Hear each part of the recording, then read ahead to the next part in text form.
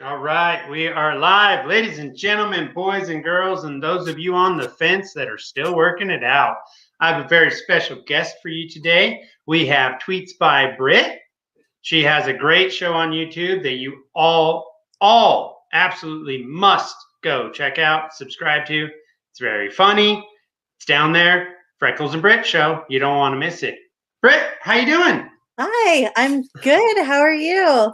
I just got my first pair of sheath underwear, so life is good. Well, I don't know if they're sponsoring your show or not, but Nope.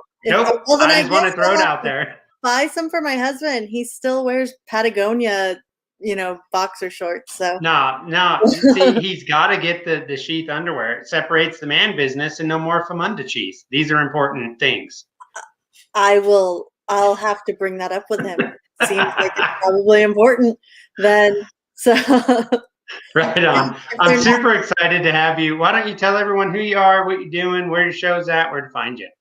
Okay, I'm Brit. I'm on. I'm one half of the Freckles and Brit show. So you might know me from Twitter at Tweets by Brit. Everywhere else, I'm Salt by Brit because if you've seen my tweets, you know I'm salty. So, and also on Twitter, I'm Salt by Brit too, but don't tell anyone, you guys, that that's my alt. So when eventually I get the moon door, that's where you'll find me on Twitter too. And I just joined Clubhouse. So that's super fun. It's an audio platform for people with iPhones right now. So if you don't have it right now, those Android racists. Bunch of bigots. Yeah, we're Android phobic, and So I'm on there. If you have iOS, then hop on over, check it out. I do streams. I do Clubhouse rooms just by myself. Freckles isn't there, but every Friday night, 5 p.m. Pacific Standard Time, the only real time zone. Then Freckles and I are on the Freckles and Brit show. We live stream on YouTube and Twitter and Twitch and all the places that'll have us. And yeah, that's how we roll. So that's what I've got going on so far. Right on. I like it. So we've got a couple of things that we're going to jump into. I want to get your opinion on, and then other than that, we're just going to kind of goof off. If you're good with that, the name of the show is Derailed, so I'm good. All right. We've got a couple of things that have popped up in the primary headlines as of recently. Obviously, the number one thing that the mainstream cult wants to talk about these days is we've had a couple of mass shootings. One in Atlanta, Georgia, one in Boulder, Colorado, I believe yesterday, and so, of course, all the screaming for gun control is right at the forefront of everything. What are your thoughts on gun control and all of that? My thoughts on gun control are pretty simple. I do believe in gun control. I believe that yeah, it's very important to me that everyone follow this one rule. Keep your finger off the trigger until you're ready to shoot. And we're done with gun control. So I retract my previous statement. That's how I feel about that. To be perfectly honest, I feel like gun control is racist. It is racist. I believe that gun control, just in general, firearms are a way for people to protect themselves, and lower income families that don't have other means of protection, maybe living in an area that's not gated, maybe not being able to get a home alarm system, living in an area where they've defunded the police, so you can't even call 911 and get someone out there within hours. It's, to me, to take away any chance for somebody to protect themselves seems really wicked and evil. So I find it to be racist. I find it to be inhumane. And as far as touting gun control every time we have a shooting in this country, instead of talking about the real issue is that we have a huge lack of humanity, then it just doesn't really pan out as like a true sentiment to me. It seems like faux politics. And I think the people doing that know that now. So now they've decided to couple gun control with white supremacy and racism, because they know what they're doing is, they know that gun control is racist. So if they say, oh, we want to stop gun control so we can stop white supremacy, they think people aren't going to talk about it. I agree with you on that 100%. And if anyone doesn't understand what you're talking about, it's a very simple Google search. Well, maybe not Google so much, but DuckDuckGo, whatever. Pick your poison on that one.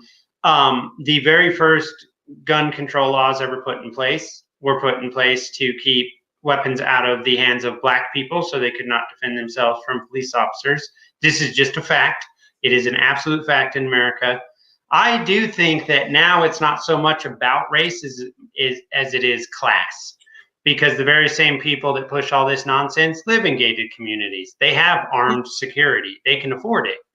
Well, also, we've seen Joe Biden is absolutely in favor of guns for the rich. I tweet it all the time. If you look up the hashtag Joe Biden's Gun for the Rich program, you will find my name on it. I have seen that.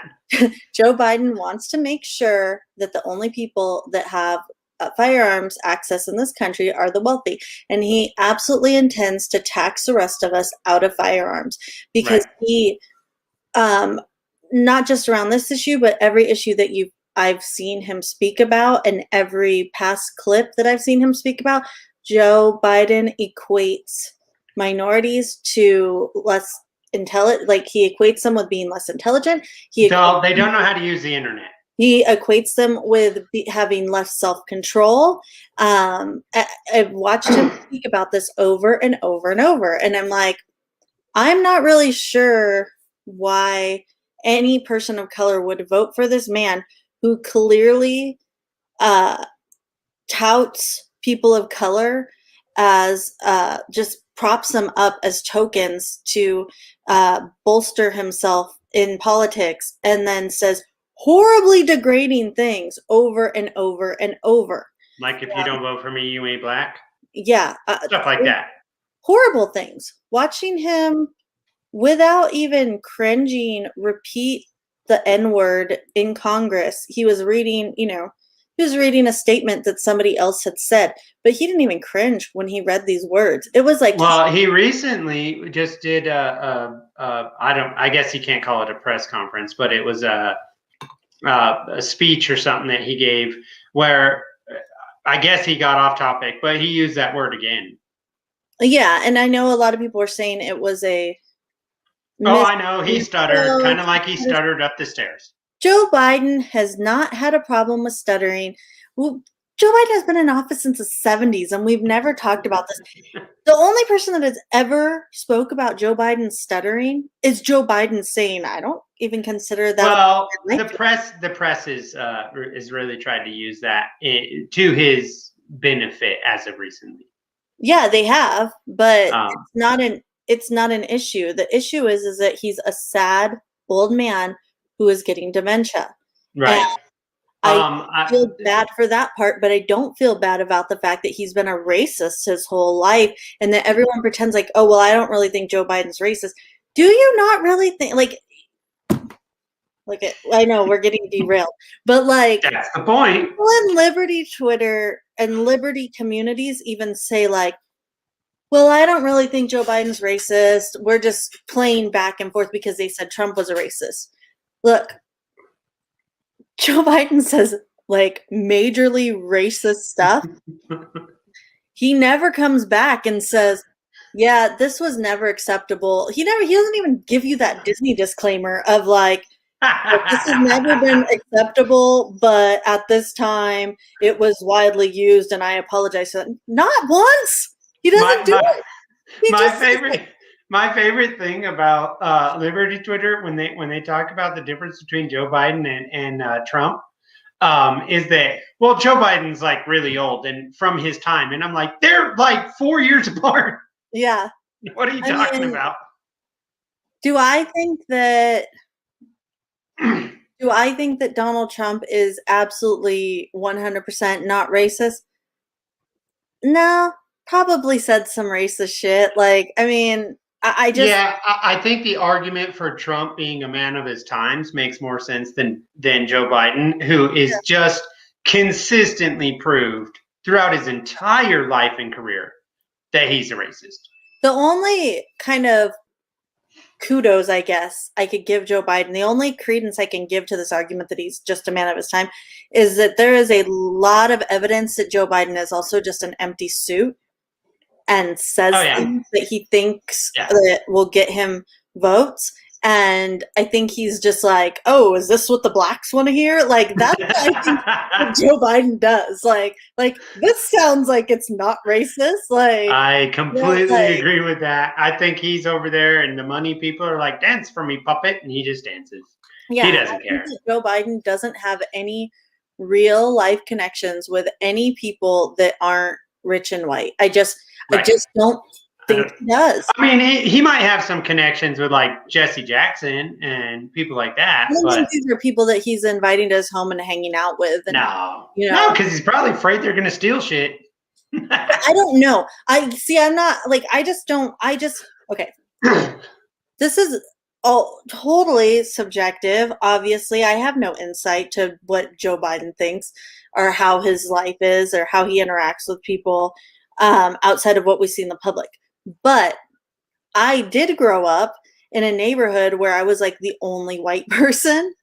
I spent a lot of time as an adult when I moved into a majority white neighborhood being uncomfortable around white people, which is a strange thing to say. Not really. But one of the things you're conditioned to be around the people you're around. So when it's like I'm not uncomfortable around anybody of it because most of my friends growing up just weren't white. It's fine. It doesn't matter. But the reason I think this about Joe Biden is because when I moved to a predominantly white area that was a predominantly liberal area, they all talk the same way. And I got a very distinct feeling. And after getting to know some of these people, I realized they had never actually been around anybody that wasn't a white liberal just like them. So they have all these ideas of how they should act or how they should. And it's like, you are dehumanizing people by trying to figure out how you should act around certain people and what you should say. You should be you around them and they'll let you know because they're just as intelligent as you. You are not like, oh, well, we better, like, wow, the hubris.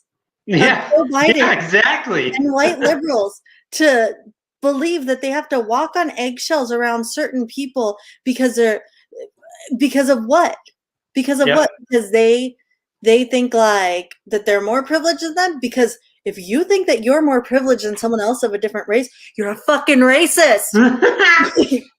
There it is. There it is. Show, are you familiar with the Hotep Nation on Twitter? Okay.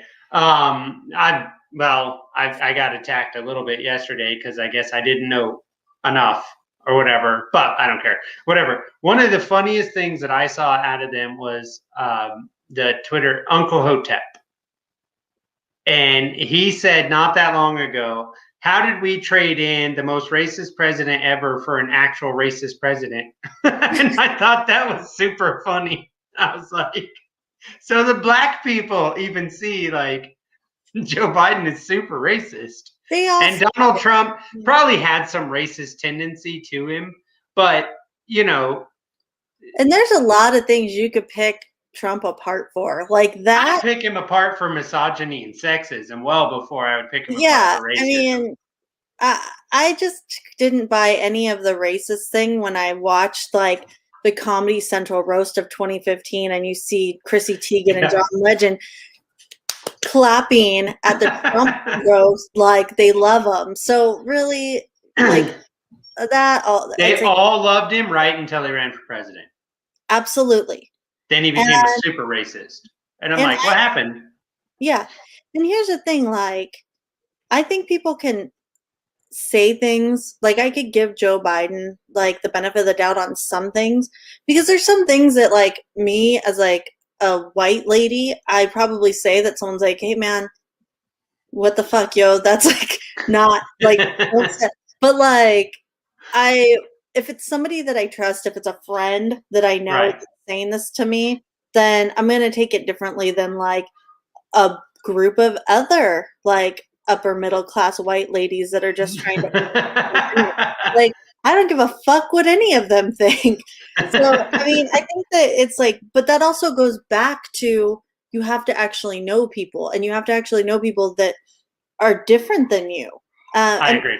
I understand a lot of people don't have. This was not where I thought this conversation was going when I agreed to this. Well, you know, it's derailed. That's the name of the show. But I think that's just something that you have to learn. Like, and it's like, look, you might end up embarrassing yourself sometimes just being yourself, but to just pander. What do you mean embarrassing yourself? I've never been embarrassed. I'm sure I've embarrassed myself plenty. If you've ever seen the Freckles and Brit show, I do it every Friday That's at okay. p.m. Pacific time. Nice. I understand that. People, especially when you're not, well, I don't really know how to word it, so it's just going to come out. If you don't fully feel comfortable in where you are or what you're dealing with, you're going to say things and do things that you might look at later and go, shit, that was maybe the wrong way to handle that particular situation. Yeah. I don't look at anything I've ever done in my life. I honestly, I can't remember being embarrassed. It's been that long. And it comes down to the fact that I'm either uneducated in the situation or, well, mainly I'm just an asshole and I don't really care. See, I mean, and there's certain things. It's not like I'm telling people to just do whatever you want and say whatever you want. I mean, I don't care actually if you do. No, that's what I am telling people. Yeah, I mean, I'm like, but there's certain things like you're not going to catch me in any old tweets or having to do this thing that apparently liberals always seem to have to learn that what they did was wrong. You know, it always seems to be liberals who have like said the N-word for years and years, and like, I didn't realize that was wrong. I didn't realize blackface was wrong. Yeah, right. What the fuck didn't you? Have you ever met like? Have you ever met a black person? Say the N-word in front of a black person and just look at their face. Like, you knew it was wrong. I've not had to do that. In fact, So have they never met a black person? Is that what it is? Maybe. It's like strange to me. They just like grew up in Greenwich and they're like, I don't even know. I don't know. I really, it's like, it really kind of shocks me because I talked about this on Twitter, I think a couple weeks ago, that I said, like, we were talking about like Papa John's, the Papa John's guy. And how I love Papa John. Like something like 21 months to stop using the N-word. And I'm like, dude, Papa John, dude, see, I could have started a fucking pizza chain, gone viral on Twitter, sold millions of pizzas, and gone bankrupt in the time it's taken you to only use the N-word 3 times a day? What the fuck, dude? When I was 8, I used it once. Come on. Is he trolling? Is he grifting? No, I don't know. Because he got fired from No, but you have to understand, he got fired from being CEO, right? The board removed him from CEO, but he still owns 65% of the company. Is homie just grifting? Is that what's happening? I think that he's doing the like, we have to do the apology thing. Yeah. But I mean, I think when I was like 8, maybe, I said that one. I had heard it at school. And I was outside. We had the swing set in the backyard, and my dad ripped me off that swing set so fast. And I can't remember. I think he washed my mouth out with soap. Something like I never said it again. I knew not to say it again. So like my advice is like maybe Papa John's dad needs to get involved in the situation because maybe he needs to beat his son. Yeah, he obviously didn't do it because I didn't know what I was saying. But like, come on, man, as an adult.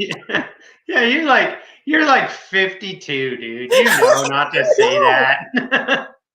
Like, that's funny. I'm not saying like, and again, I don't think that he should have lost his whole business in that manner.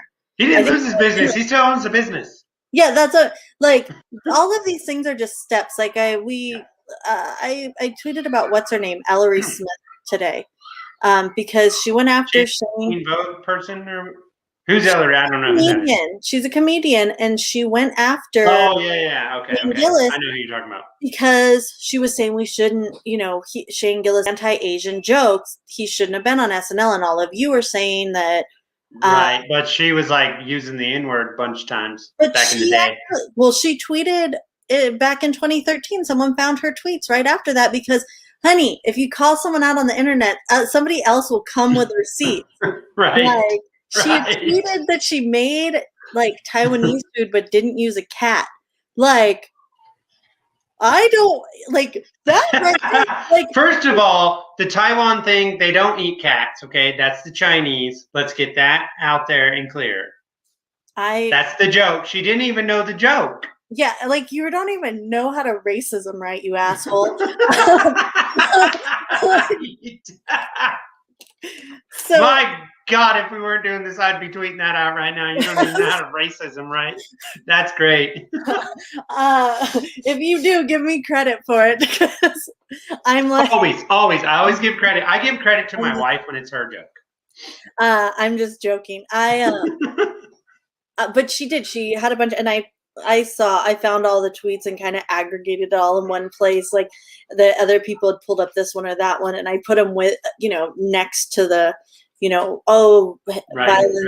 These tweets. Like, is this you kind of situation? And I was like, is she going to get canceled from her Fungalingus LA? She's like an executive producer of this group.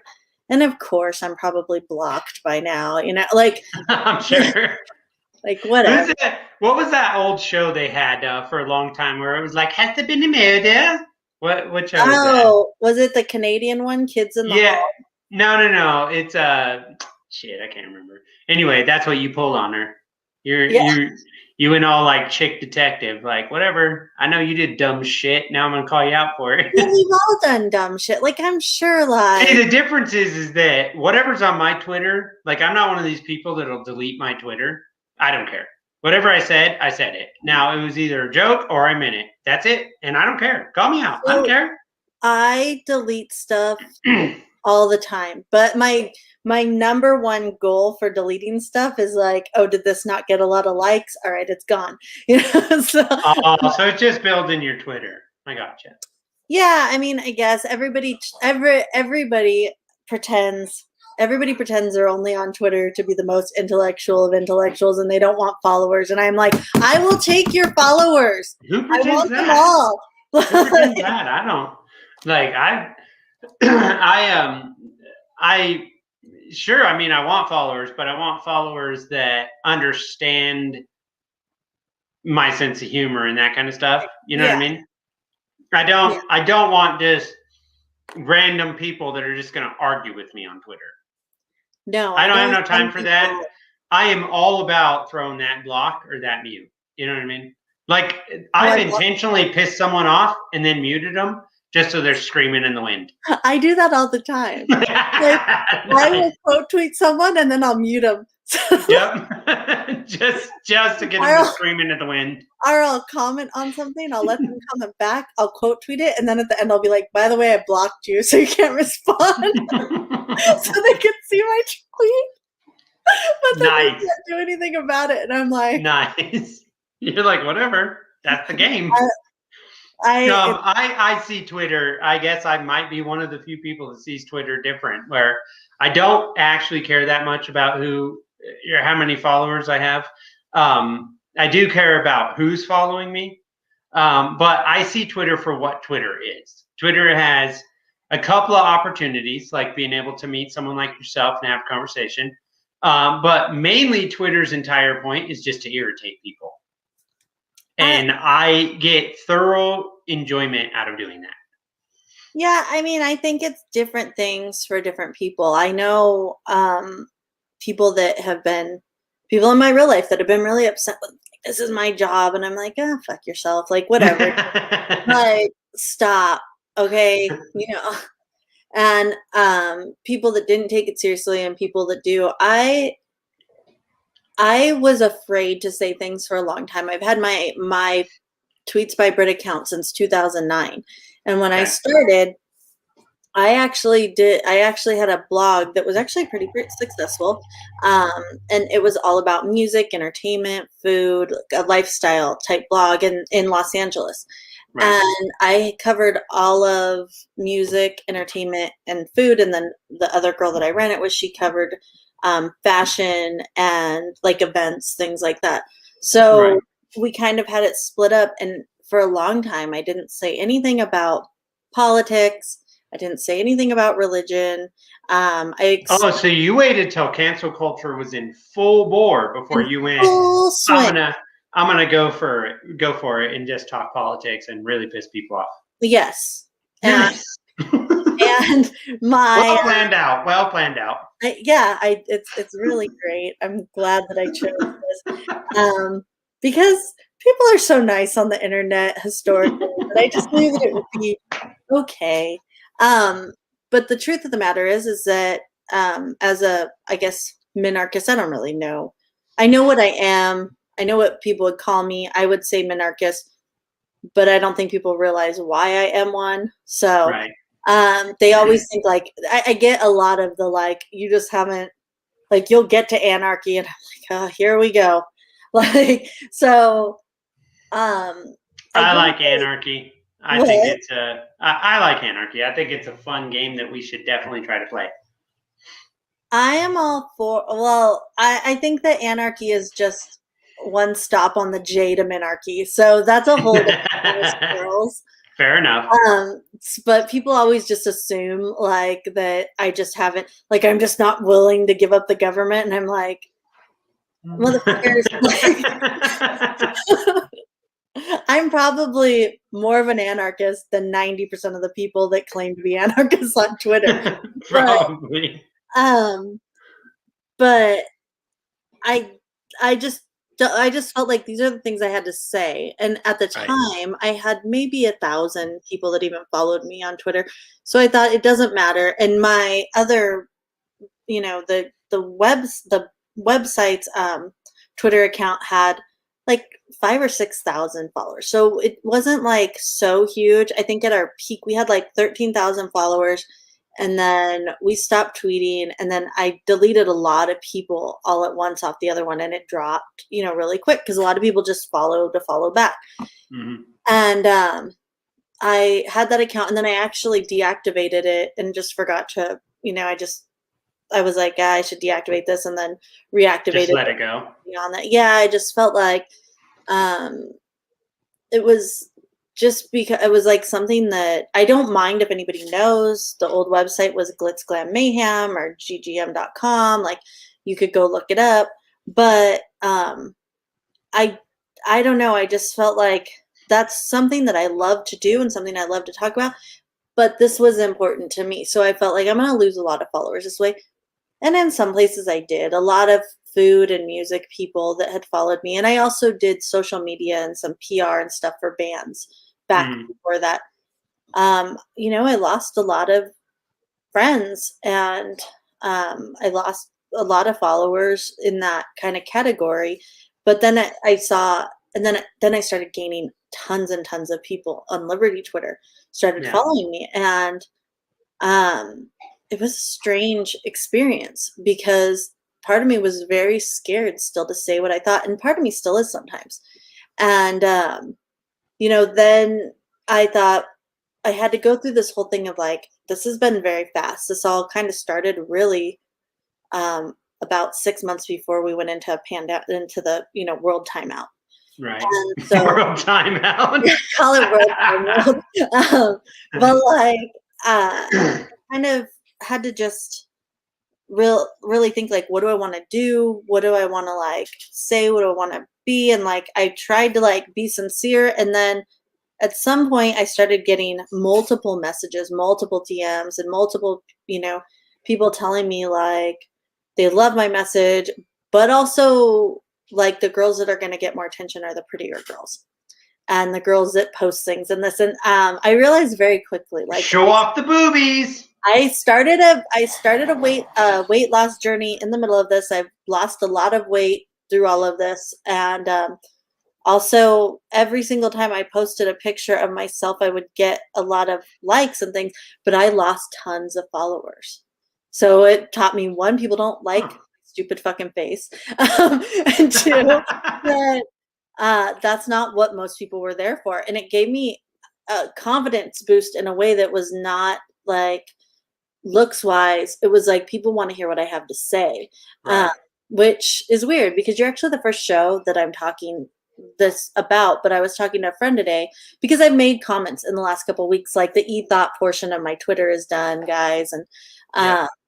but I talked to a friend today and I said, why was the Freckles and Brit show when it started, it took off. It was like a bang, and now it's just stalled out. And he said the truth is, and I was like, you need to be brutally honest. He's like, the truth is that when you started the show, you were very sincere. And now every week it's about like you guys just started getting high, not caring. Let's, take these pictures. Not more me than Freckles. Mm. And so I'm really made a commitment to like not be stoned when I do shows anymore. Like it's weird. It's a trip to be sitting here and be like, I'm not high. I'm just, Yeah.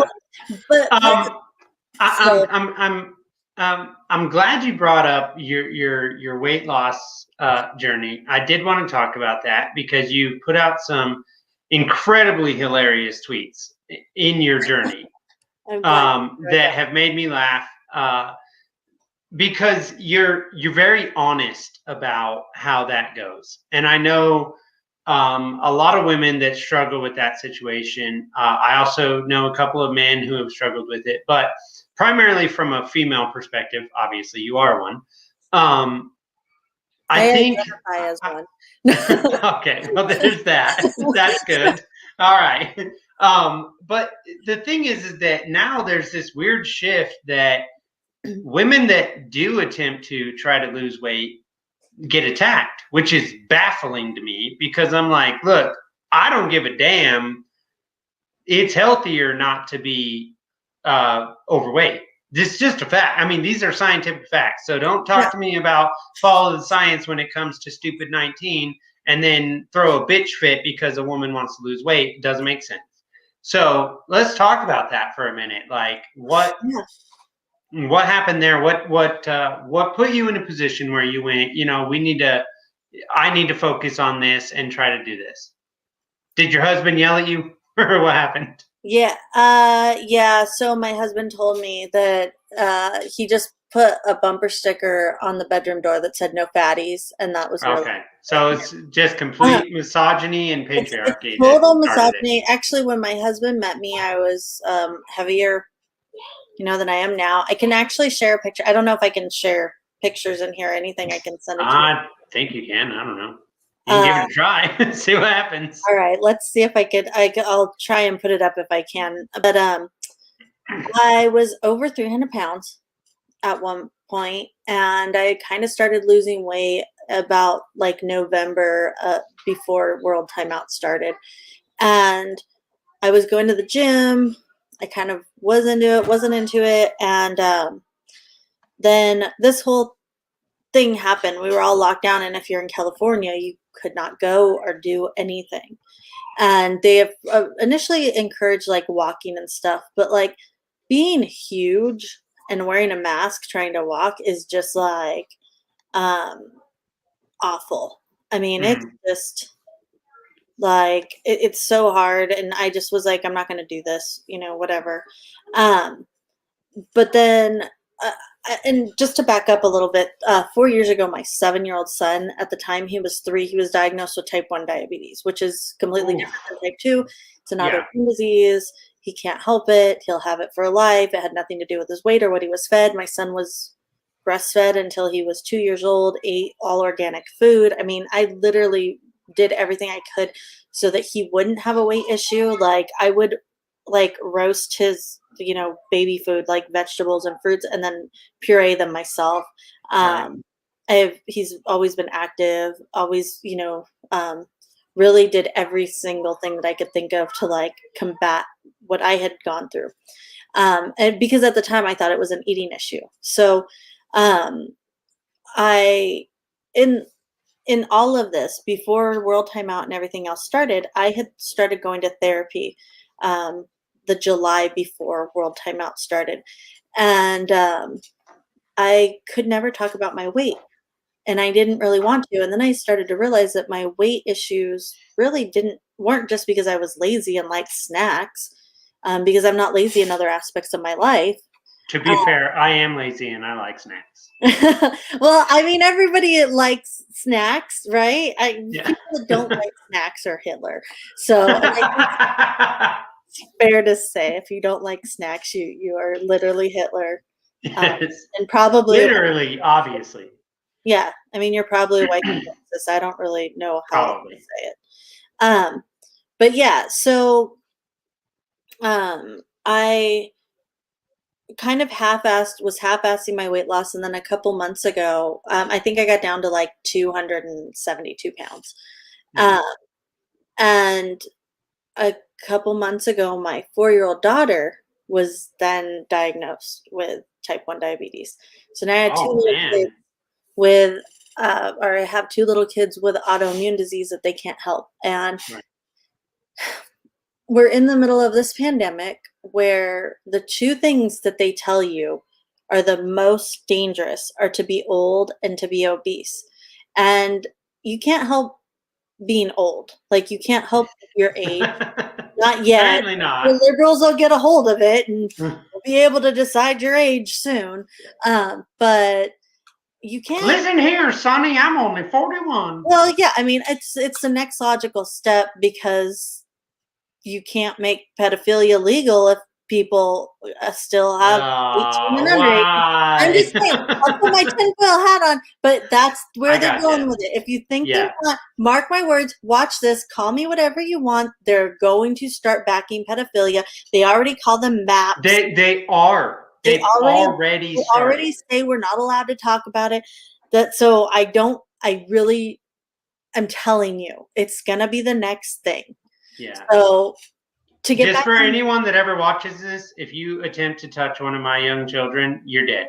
Fact. I don't even care. yeah, there's not gonna be a time where you're gonna see me quiet about it, because No. to be perfectly honest, I don't give a fuck if we throw anybody that wants to like mess with kids in a wood chipper.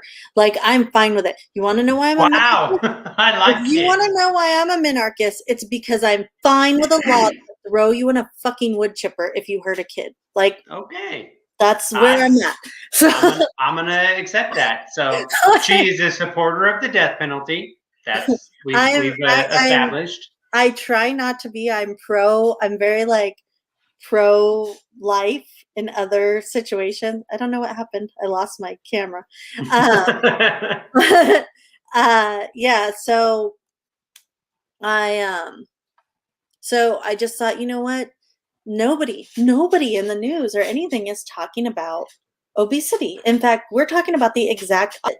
We're saying it's so dangerous. 75% of people that are hospitalized, intubated, and that are dying like of these things, all these really bad, sick things across all age spectrums are obese people. And I was Yeah. BMI Yeah. was like maybe like 47, I think. I mean, it was I huge. don't know if you're familiar with Joe Rogan. I Yes. assume that you are. I think almost most people on planet Earth are, at least Yeah. now. One of the things that, people say all kinds of stupid shit about him or whatever, but he has incredible guests on and they talk about all kinds of cool things. He, from the jump, started saying, why are we not talking about exercise? Why are we not talking about vitamin D? Why are we not talking about diet? Why is this not part of the conversation? Especially when they knew, as you were just stating, that the number one issue was, in fact, obesity. That's the Yeah. number one issue. The people that are overweight have the most struggle with stupid 19. Oh, Yeah. I don't understand how all these people are like, wear a mask and social distance, and not at one point could they say don't eat fucking McDonald's. Don't, like, don't put down the Rice Krispie tree. Go outside. Like, no, they fucking locked them in their fucking house and told them don't go to the gym. What the? Yeah, I mean, it seems strange to me that we would just continue to not push that, and that we tell people they're healthy at every size, and that we yeah, I cannot believe I saw that. like What? Like, and here's the thing. I'm the first. I actually just had. We just did a show on Friday with Brian Nichols, who has lost a significant amount of weight, and Jessica Green, who has lost a significant amount of weight, and myself, who I'm not at my goal yet, but I'm like out of that morbidly obese category. In fact, I couldn't even qualify in California. You have to have a BMI over 40 to like qualify as like medical to get like the vaccine or whatever, which is a whole nother can of squirrels. Don't get on me. Because again, I'm brutally honest here. Like, if you don't want your vaccine, fine. I'll take it. I'll take all of them. I'll take all 5 of them. I don't care. Like, I'll take every single one of them. I don't give a fuck. Like, so I'm going to take all of them.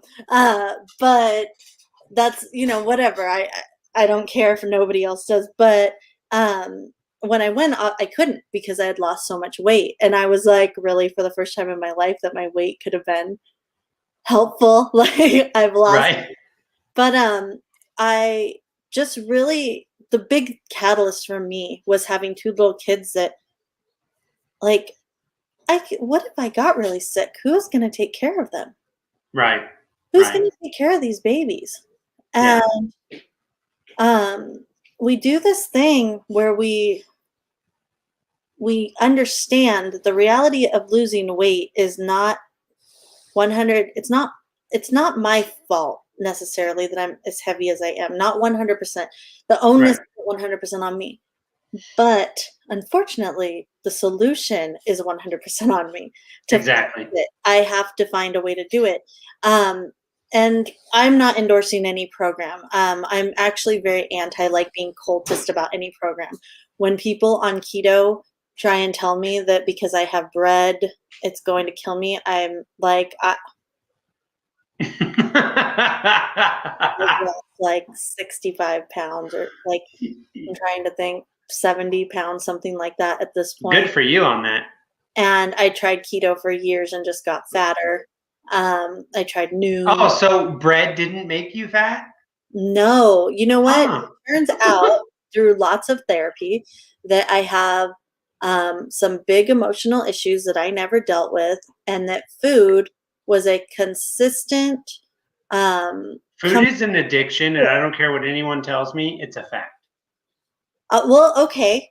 Well, that's one way to think of it. I think it is. No, what I mean by it is that people eat their emotions.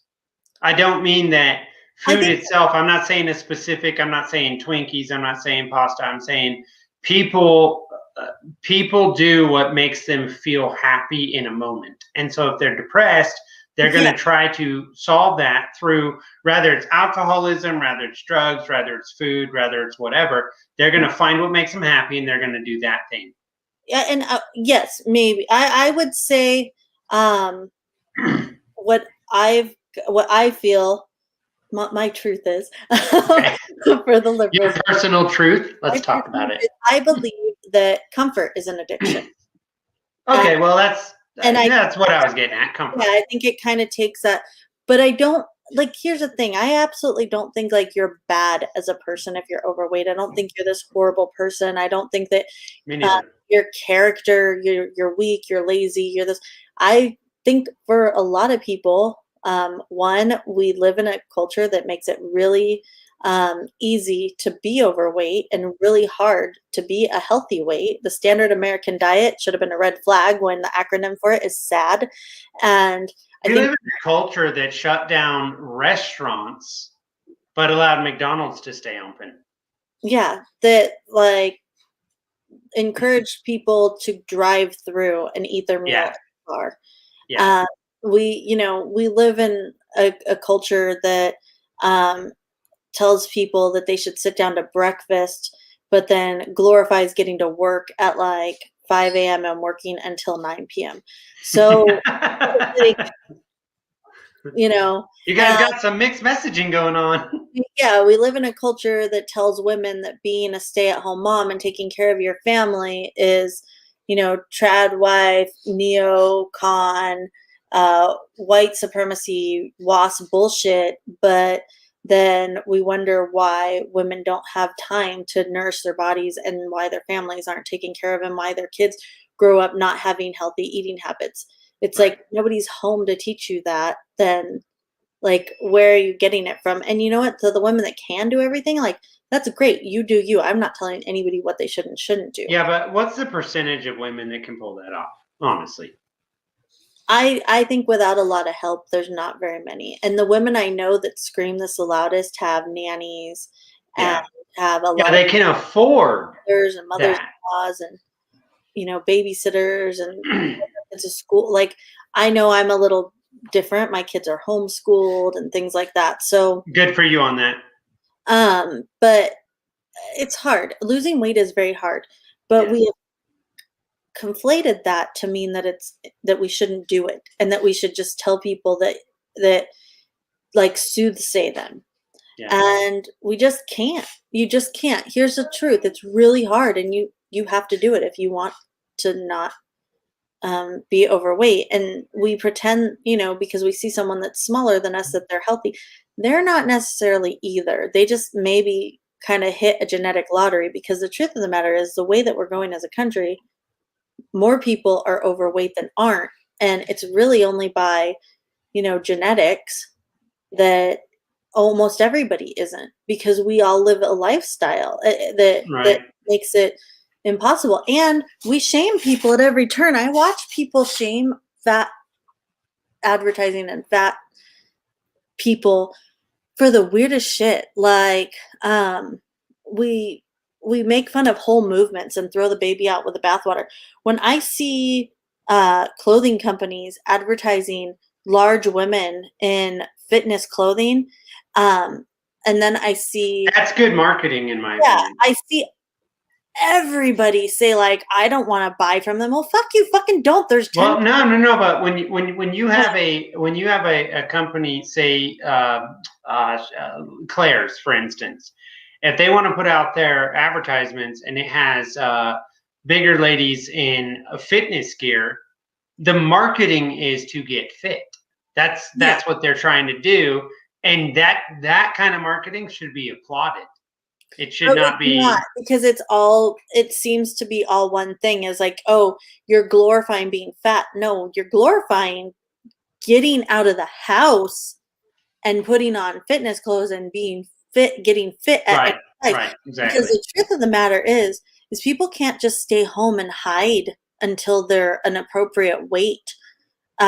Well, no, because they'll be depressed, and then that's gonna exactly. I mean, it's just the bottom line. Yeah. I think you glorify people that are working hard. I think that's what you should do. I absolutely agree with that. I think when we see the other side of it, where we see who's that fat model that is I have no idea. I don't know anything about models. Tattoos, and she does all the like rockabilly stuff that was. I have no idea.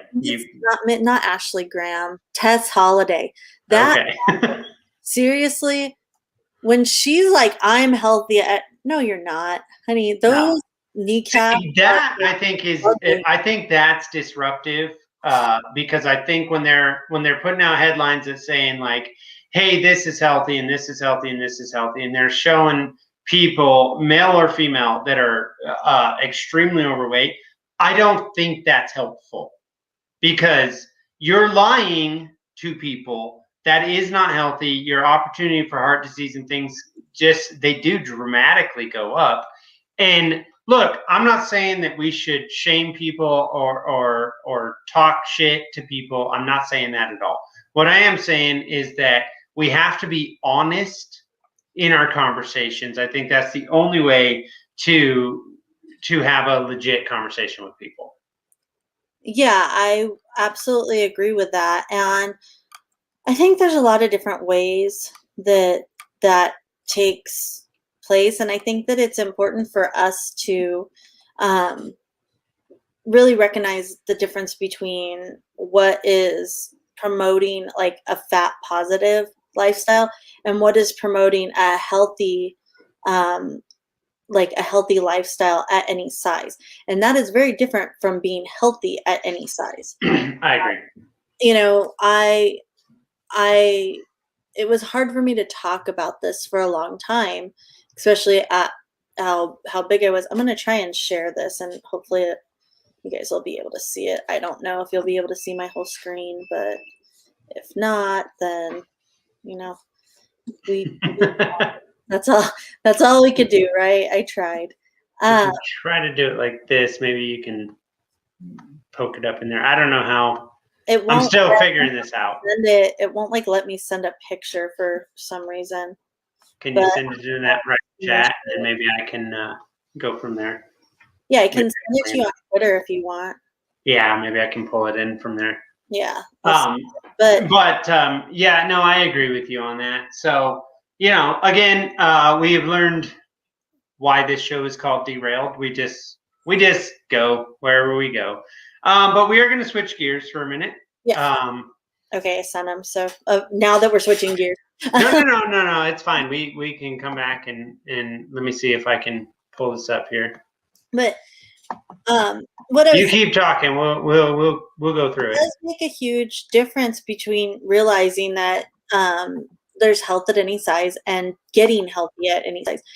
If you're not if you're still breathing, there's still hope. And I think we have to recognize that in like kind of all aspects of things, but it does not help people. It's not loving. It's not kind. It's not, it's cruel in my viewpoint to tell people that are severely overweight that they're perfectly fine the way they are and that they can be healthy at any size. Because that's just not true. You can be healthy for a while. But I mean, that deteriorates pretty quickly. And the bottom line is, even if somebody is an anomaly and they are perfectly fine at a huge weight, they're not the majority of people. And we already have a lot of excuses in this country, and probably the world, of why people can't lose weight and why people are overweight and how they so let's not continue to lie to them. We have doctors that won't tell their patients that they need to lose weight. We have a huge problem, and it's something that we need to talk about. It's something I'm pretty I'm gonna have to work on that a little more, but I was trying to share those photos, but I got to figure out what I'm again, not a professional thing. Anyway, I apologize. You were saying we have doctors that won't tell their patients. Yeah, we have doctors that won't tell their patients that they need to lose weight. They'll dance around an issue forever. And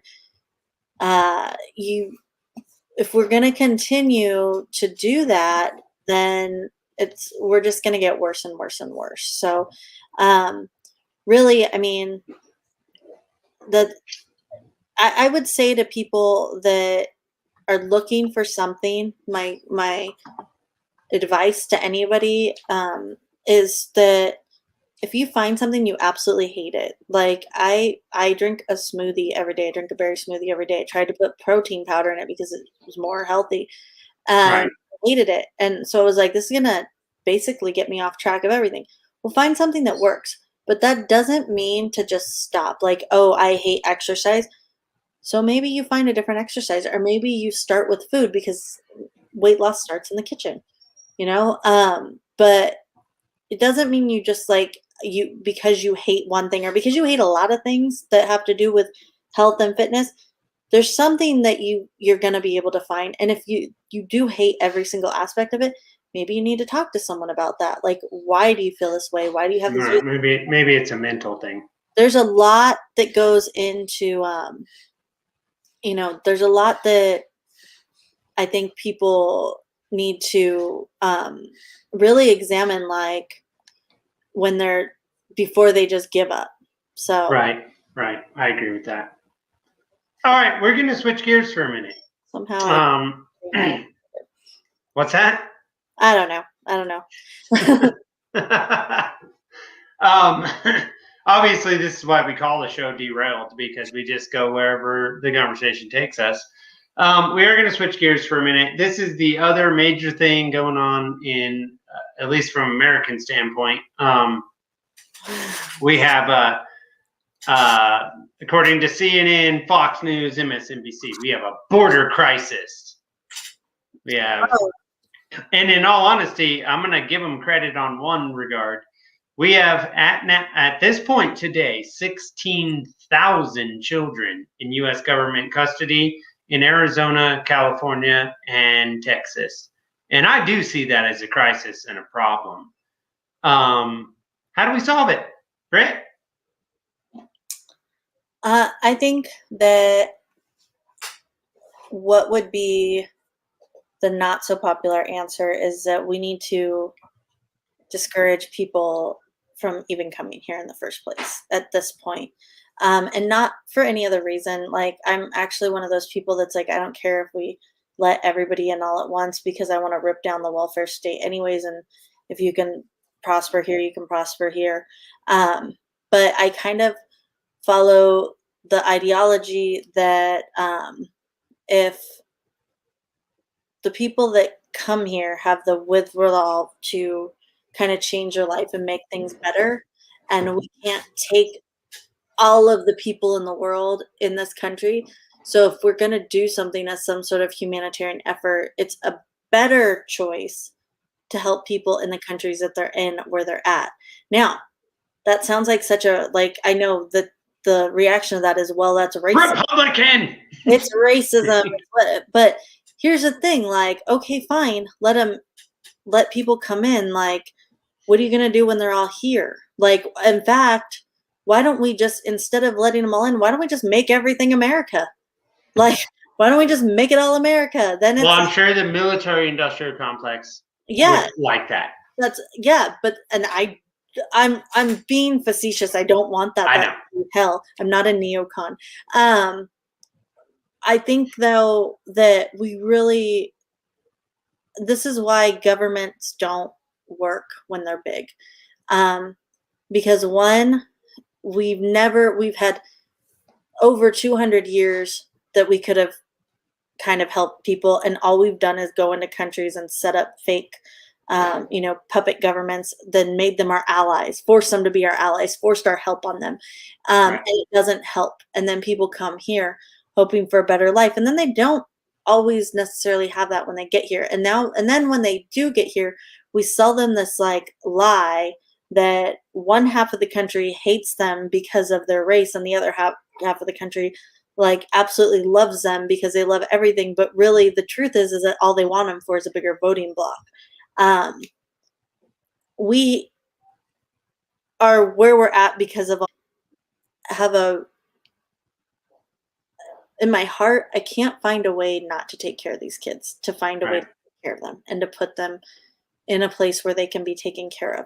It's also the reason why I feel like we need to vet a lot of the people that come in with children, because a lot of these people are not coming in with their own children, and then these kids are living these horrific lifestyles. And it's another reason, it's actually the biggest reason that stops me from like being like, yeah, let's just let this continue the way that it's going. It's the biggest reason why I'm like, we should discourage immigration, is because the kids that come over here oftentimes come over here without their parents.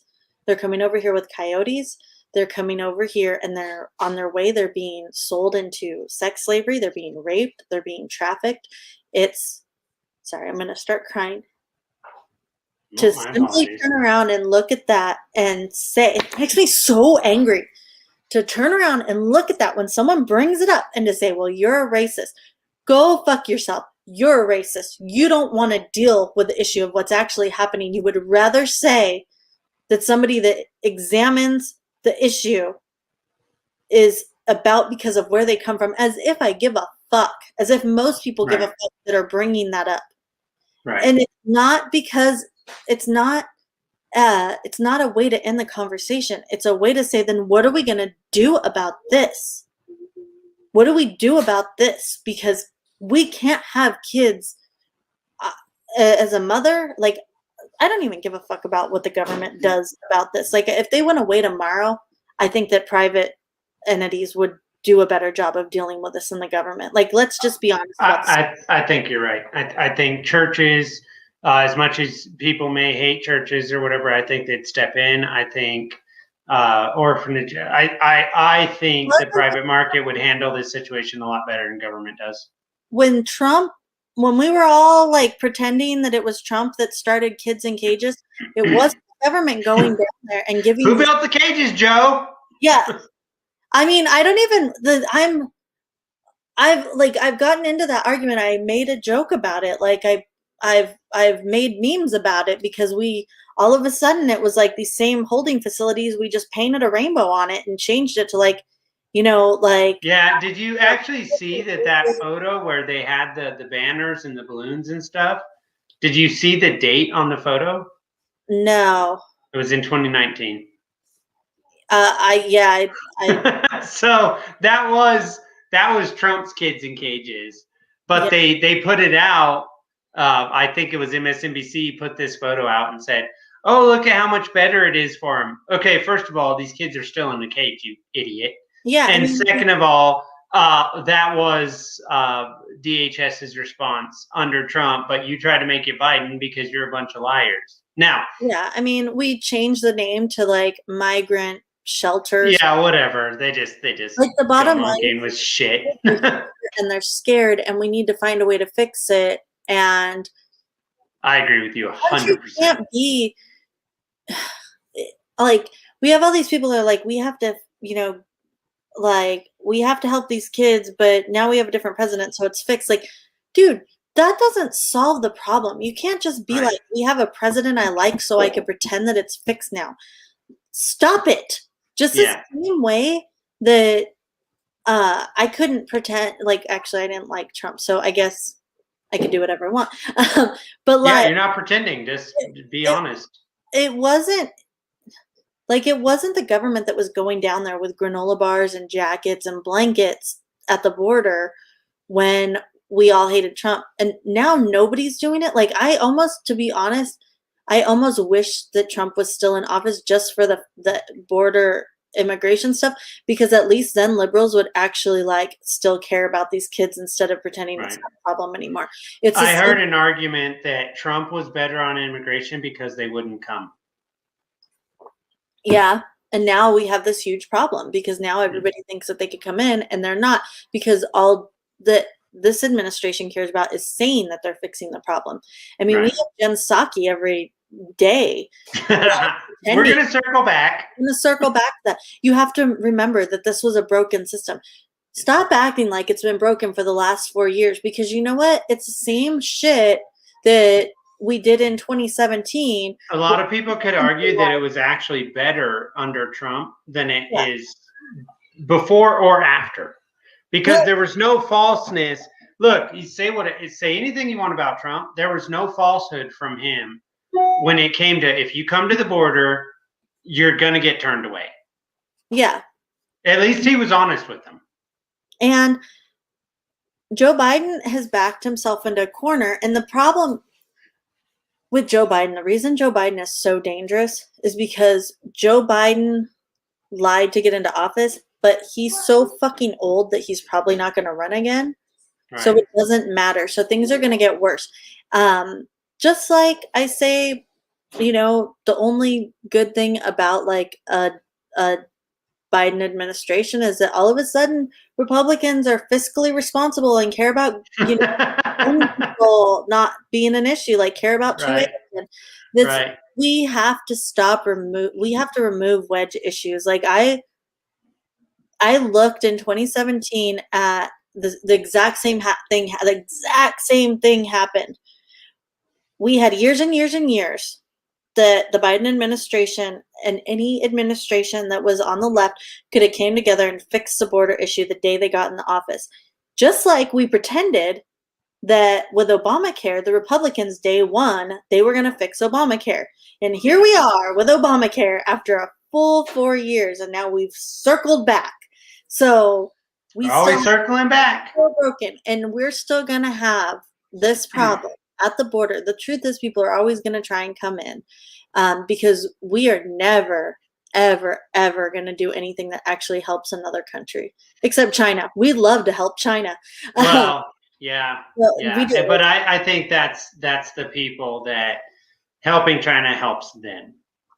Well, yeah, that's what I'm. Yeah, that's So, what you I know, was getting at. We love yeah. countries that until it's to our detriment, and which we just watched for. Well, I actually think it is already to our detriment at this point. I do. China just lectured America in Alaska and told America how weak and useless that you are as a nation. And I consider myself a very hardcore libertarian, nearly anarchist.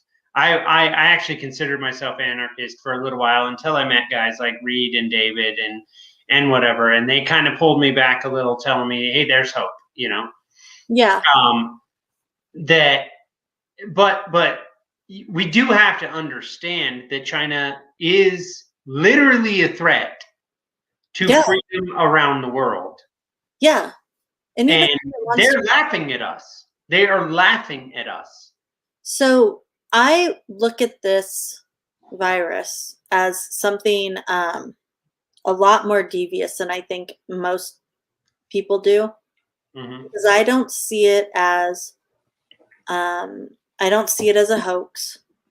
I don't see it as just a mechanism of control for the United States. In fact, one of the very first things that I tweeted out before anybody was locked down, that there would be a way for states to take control, and everyone's like, Trump wouldn't do that. And I was like, I'm not talking about Trump. Look at who's in charge of your. No, Trump's not the one that did it. No, Trump wasn't. But I feel that this probably was created in a lab. I feel like we took China's lead on things very quickly. I think that it was a huge mistake for the Trump administration not to stop us in this country very quickly from taking the same approach. Because if we look, everyone followed China's model on what to do during pandemics. Lock them down. Everyone followed the exact same protocol. And then by June, we saw people in China having parties. It was a rave. Having water and foam parties all together. Yeah. We saw all of this, and then we stayed locked down. So I am a tinfoil hat wearing, like, I am so deep into this. That's why when people say, I'm not taking this vaccine because it's gene therapy, I'm not taking this because it was made too quickly. Bullshit. I am of the camp that they had that vaccine before they had that virus. I am of that camp. I'm like, I would take your vaccine, and you know why? Because who was the first people to get that vaccine? It wasn't. Well, I actually read a article, a study that said that I believe it was Pfizer. I'm not 100% on this, but so fact check. But I believe that they said the RMNA vaccine took a week for them to, once they knew what the virus was and they were able to get a culture of it, took them a week to actually create the vaccine for it. And they said it's because of new technology, but then the FDA slowed the process of bringing that thing forward. Now, that being said, this is going to have to go for another time. We're a little over an hour now, but this has been a super fun conversation, and I most assuredly want to have you back on the program if you're interested in coming on. So, yeah, man, this has been so fun. Is there any throw out your grifts, man? What do you want to tell the people? Where to find you? Where to support you? Twitter at Tweets by Brit. I'm always there. The Freckles and Brit Show, Fridays, 5 p.m. Pacific Standard Time. Find me on Clubhouse at Salt by Brit. And then soon coming up, I don't have the name, but look for it because it'll probably be something along Salt by Brit, but it'll be an ASMR channel that I'm starting for Liberty. So nice. Do you have any website they can get some merch or anything? Or you know what, we just have subscribe on YouTube, because we are like so close to being monetized and able to start a YouTube store that's really what we're waiting for, is to just be able to like start our nice. YouTube store. All right, everyone, definitely hit her up on that. You guys got to do it. I'm Arcaicskidz. This has been Derailed, and I've had a fantastic time. Y'all subscribe, smash the like button. I appreciate all of you.